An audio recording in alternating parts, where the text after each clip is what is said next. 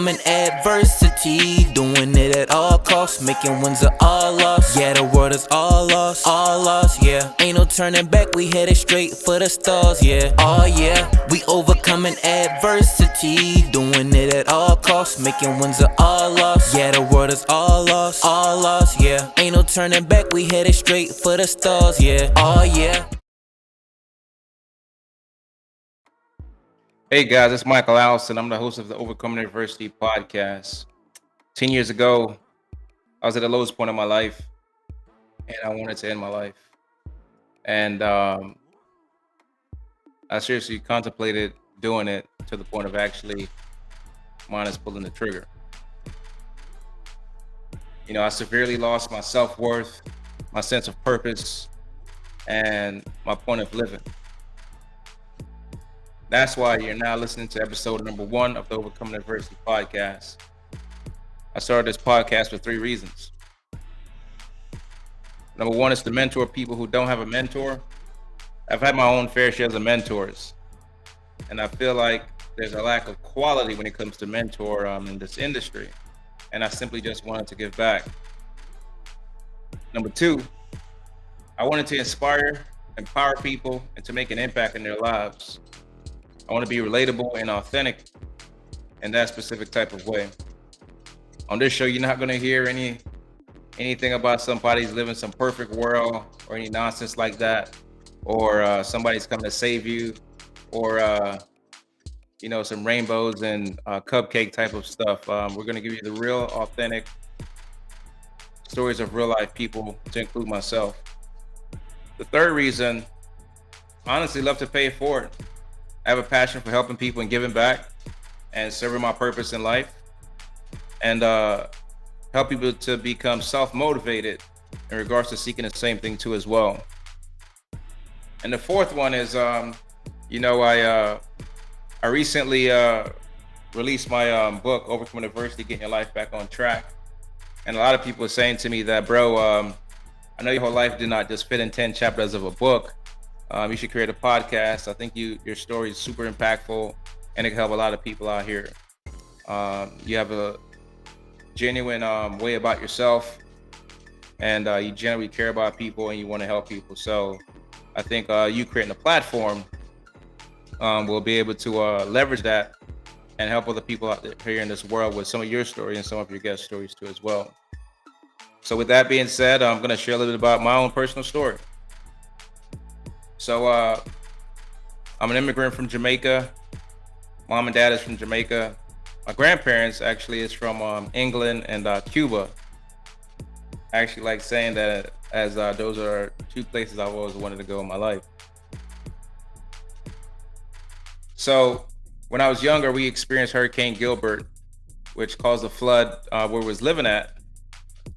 And we was homeless for a little bit. And then we had the opportunity to go to America, but my mom and dad had that opportunity, not us at the moment. So they went to New York to stay with family and started working by way of visas and so on and so forth. Eventually down the line, me and my siblings, we got the chance to come to America, and we made it to Overtown, Miami, Florida. One of the worst projects, one of the worst ghettos you could think of in Florida. When I got there, the first night that I got there, I was molested by my older female cousin. Fast forward in my life, I joined the Boy Scouts, and we took a trip to Washington, D.C. And on my way getting out the shower with some of the other boys in the room, I was told to get on the wall as well, and we got embarrassed. A little bit fast forward in my life, I played high school football, and I tore my ACL and MCL, and I thought that I was going to go to college, but I lost that opportunity because of those situations.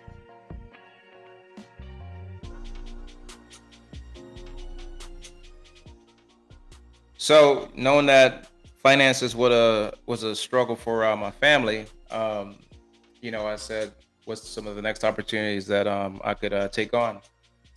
So I've always been infatuated with the United States Marine Corps.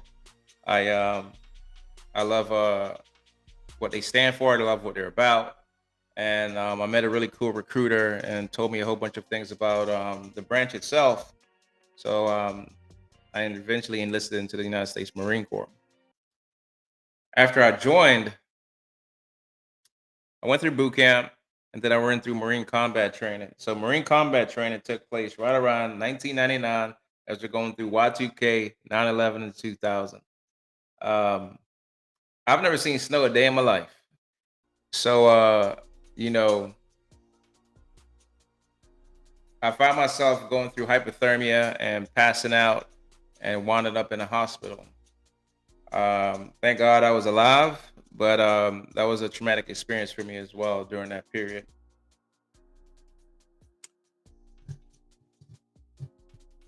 Shortly after that, 9/11 hit, and I know that whenever you join the military, there's always the possibilities of going to war. And lo and behold, when 9/11 hit, I knew that was going to be a reality.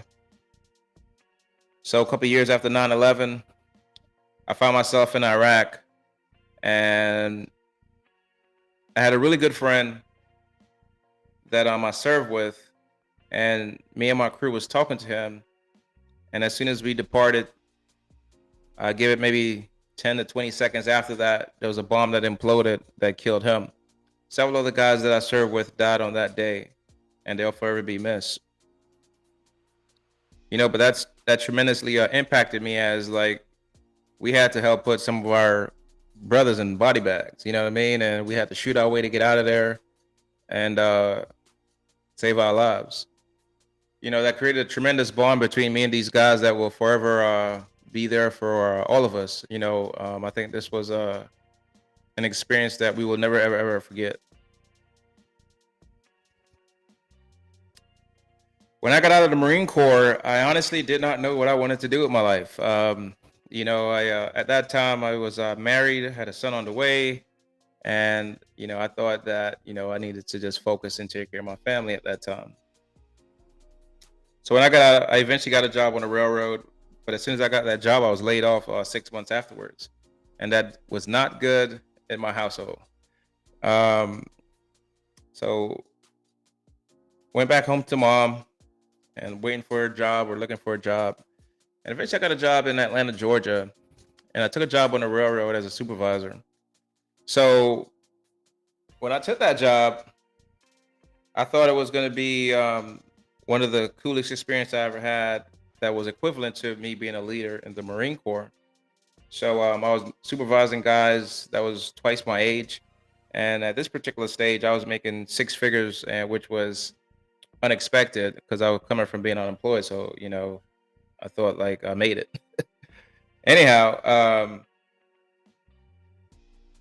as my professional career was taking off, my personal life was struggling. And eventually, me and my then wife got divorced. And that created some issues between me and her. And then also now it was a struggle to trying to see my son and be in my son's life.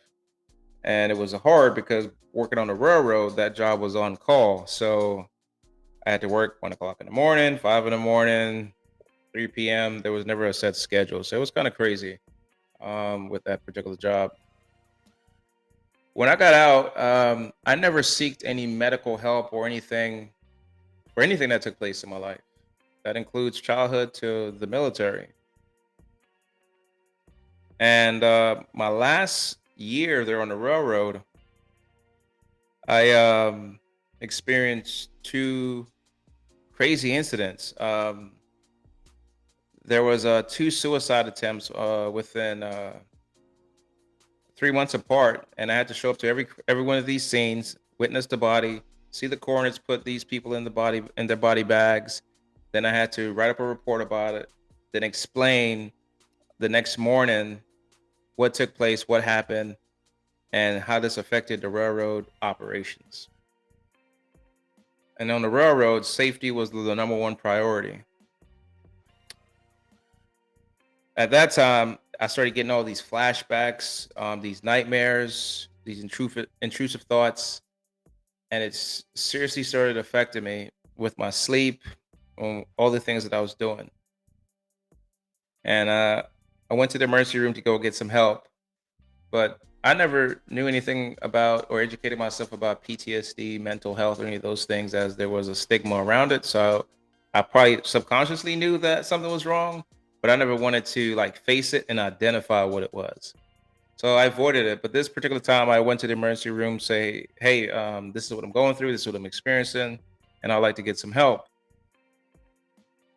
So I got assigned a psychiatrist, and the psychiatrist was younger than me and looked like they just got out of school. And they were talking to me, and they were like looking down inside of a book, and I was like, "What the hell is this? This ain't gonna do nothing for me." So I went back to work and just started going about my regular life and things like that.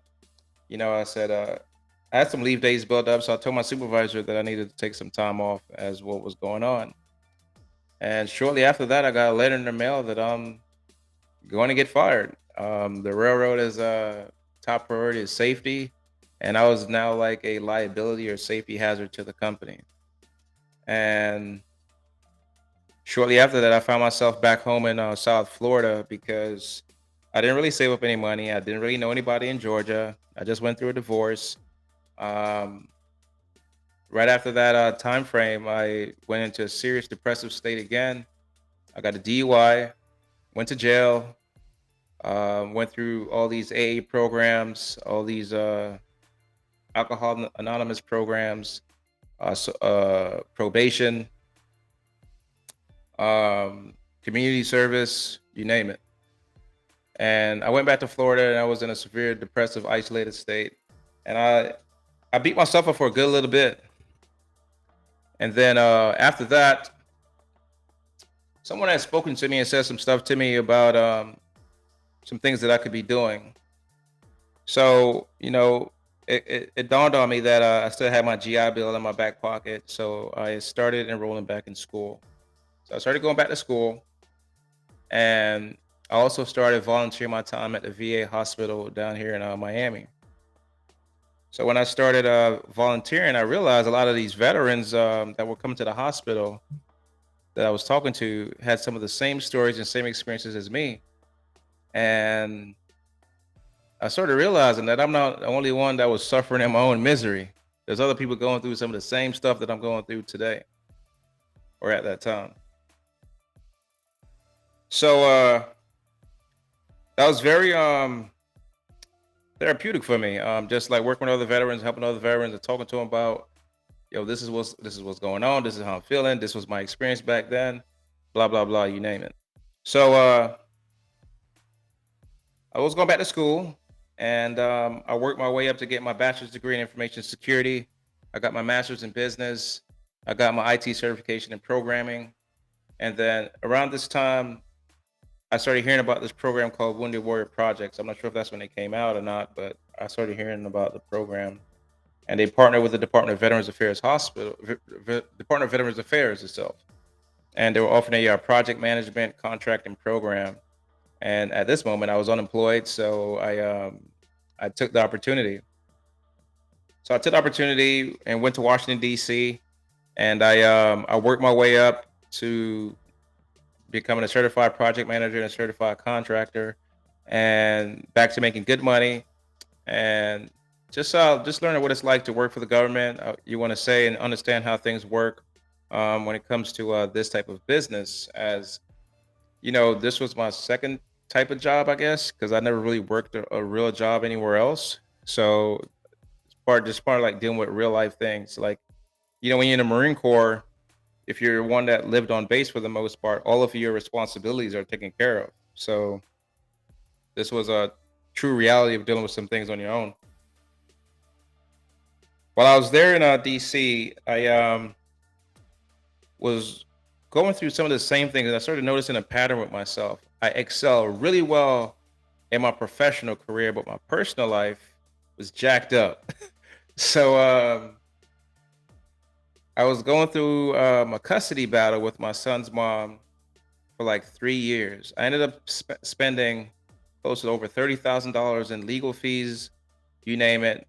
In addition to that, I was living in DC, so I was flying back to Florida and I was staying in a hotel almost every month. I was renting a car and all of the other things that came along with just spending time with my son for like 3 years. Crazy. It was well worth it in regards to spending time with my son, but just it was just crazy. That was crazy. um, I was dating someone at the time, and she moved up to live with me in Maryland, and we got married. We went all out on our wedding, and dropped over like 30K again on a wedding. Had a had a had our honeymoon in the Bahamas, and then we moved in together. And 6 months later, after that, we were separated, filing for divorce again. And I was saying to myself, man, something must be wrong with me. Why am I going through this cycle in my life? These ups, these downs, these ups, these downs, these wins and these losses. I know a lot of people out there probably feeling me because some of them have been through some of these same things too. Or if not the same stories, but just lots of ups and downs in your life. So I asked my supervisor, I said, hey, can you get me back closest to South Florida so I could be in my son's life so I ain't got to do all these court things and hotels, rental cars, you name it. So I ended up moving back to Tampa, Florida. And that was the closest I could get to be with my son, renegotiate a whole bunch of things with the court system. I was getting more time with my son. And prior when I was in DC, the visitation was around like a 80-20 split. And when I got to Tampa, it became like a 60-40 type of split, if I remember correctly. Still paying child support and all these other things that came with that. And then when I got to Tampa, I thought life was going to get better, but it got worse. And I got heavily into alcohol, got up to on 13 different medications, and severely depressed, isolated, blaming myself for a whole bunch of nonsense. And this was when I knew that I did not want to be alive anymore. I don't see the point of existing. I'm a failure at a lot of things. And I don't see the point of being here anymore. And thoroughly planned it out, plotted it out of how I wanted to leave this earth. And when I got to that point, minus pulling the trigger of taking my life, I God came and started talking to me and let me know that this ain't it. This ain't it. You got a purpose. You have a son, and you got a story to tell, which is why I'm here telling you this story. You know, I'm a fighter. I'm resilient. I'm a man of principle, man of values, and I know I have a lot more in me to give and offer. And it would have been seriously selfish of me to not see that through. I'm not going to be a coward. I'm not going to run in no corner or anything like that, and not work on the inner me.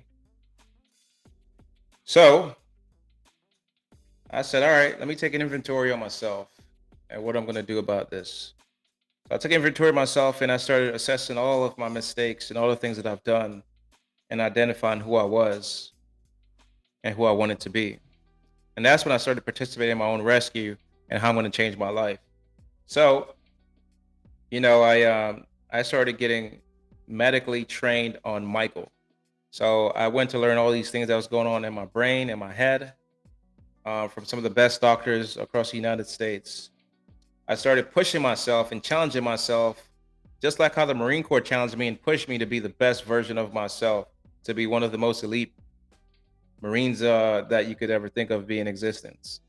And I said, that's what I need to employ into myself at this particular moment to become the best version of myself. And I did that. And my life just started changing once I committed to myself. In addition to that, got some mentors, got some coaches, got some accountability partners, surrounded myself with minded individuals, some men that are in my corner, people that I could call up right now today. And it's like, hey, this is what I'm dealing with, this is what I'm going through. And they can help me get through whatever I'm getting through. But what I realized was I started building up my toolbox with all of this ammunition, all of these tools that could help me be much more resilient when it comes to any other adversity that I face. And now I was starting getting catching on to changing my life and see what that really looked like. You know, I could easily started judging myself and giving up, but I chose not to do that. You know that? So, I had to get to that particular point.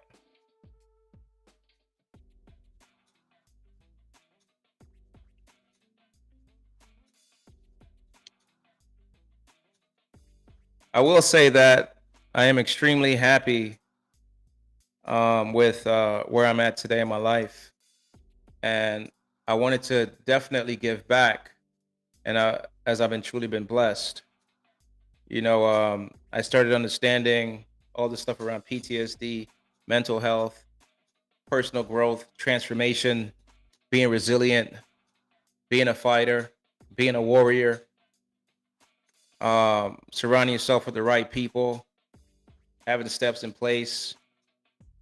So nothing could break me, nothing could knock me down. And if it does, I have all the stuff that's there for me to get back up. And once I started employing all these things in my life completely changed. My relationships changed, my circle of friends changed, and my outlook on life changed. Now I started identifying my purpose in life. Some people might call that ikigai. I learned that when I was in Japan. So I took a job, worked on the railroad, made good money. Then I went to the VA, made good money there too as well. And then I took a job being a director at Florida Atlantic University, and that taught me a whole lot actually about myself, and that I think I'm good working in corporate America as I've learned all of these things that I could learn. And there's nowhere further that I want to go in regards to working anymore for someone else. Nothing against anybody that wants to work, so that's fine. But then I said that I'm going to step into the entrepreneur space. So I started a business called Groomed and Tailored, and got that business to doing really, really well and getting it operational. I'm not here to talk about finances and all these other things and stuff like that, whatever. My whole main mission and purpose on this show is to talk to you about how to overcome adversity. I will say that, I learned a lot around the entrepreneur space in regards to starting a business from beginning to the end, with so much life lessons along there, from bootstrapping everything to financing out of your own pocket to building up your own brand. So I started that business to the point of we're on many different e-commerce platforms, servicing grooms all across the United States, getting into the government contracting space, learning a whole lot about mergers and acquisitions when it comes to that particular business. I then went on into buying a franchise and running that business, gotten that business up to $2.5 million, and that business to do really, really well, even through a pandemic. Then,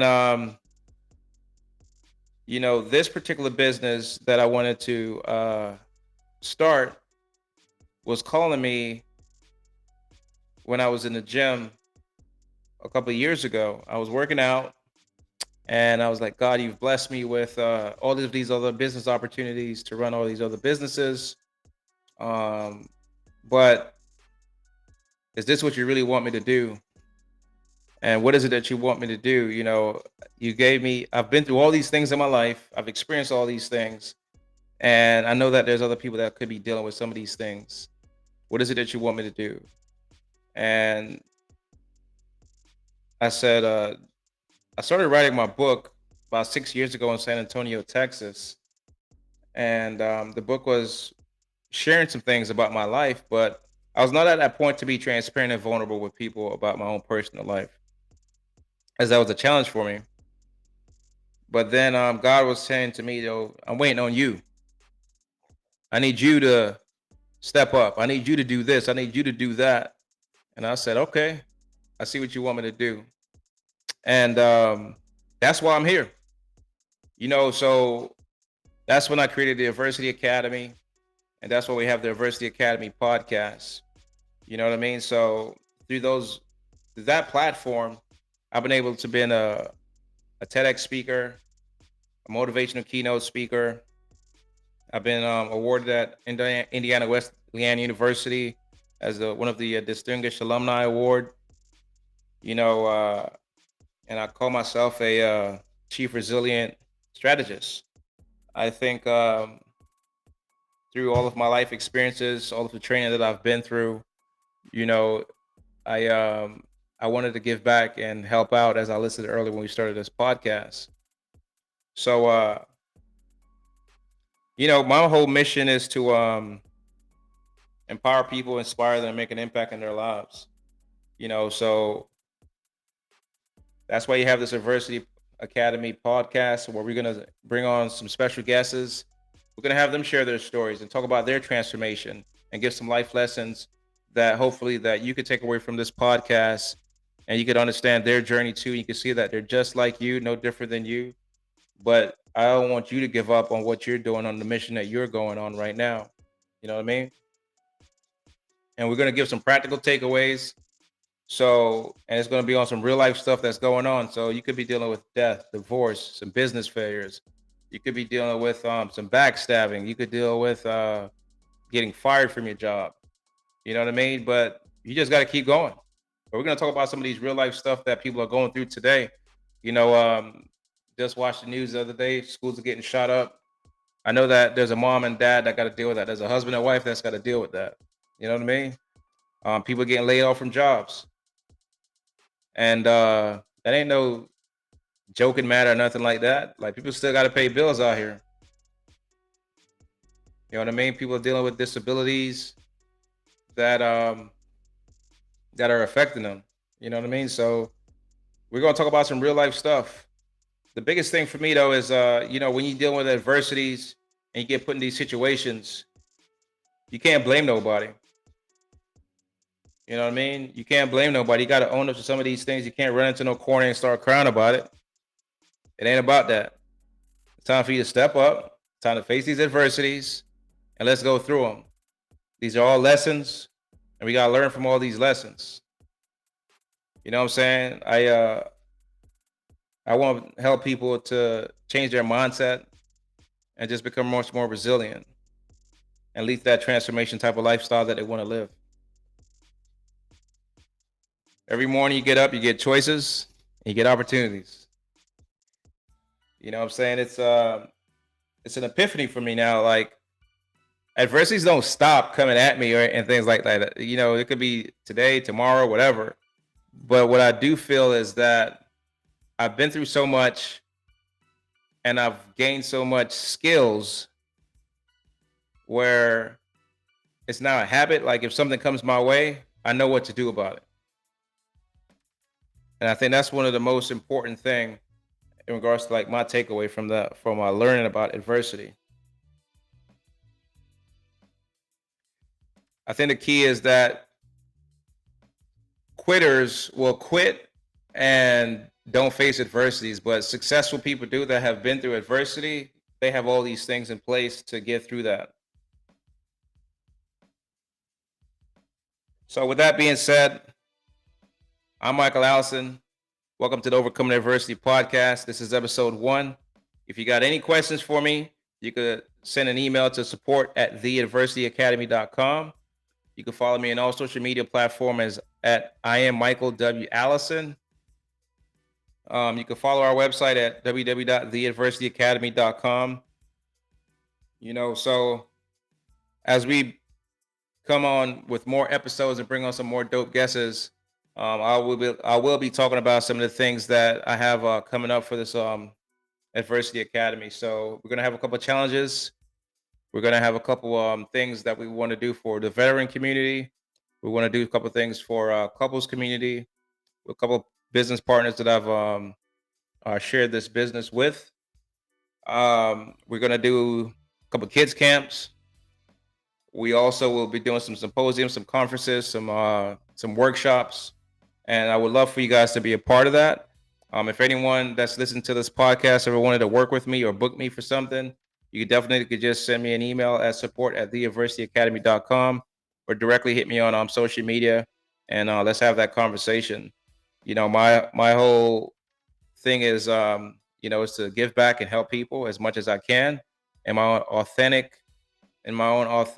version of myself. That's the only way that I'm going to show up for you, and I'm trying to help you. That's the biggest key for me in regards to what I'm trying to do here on this podcast platform.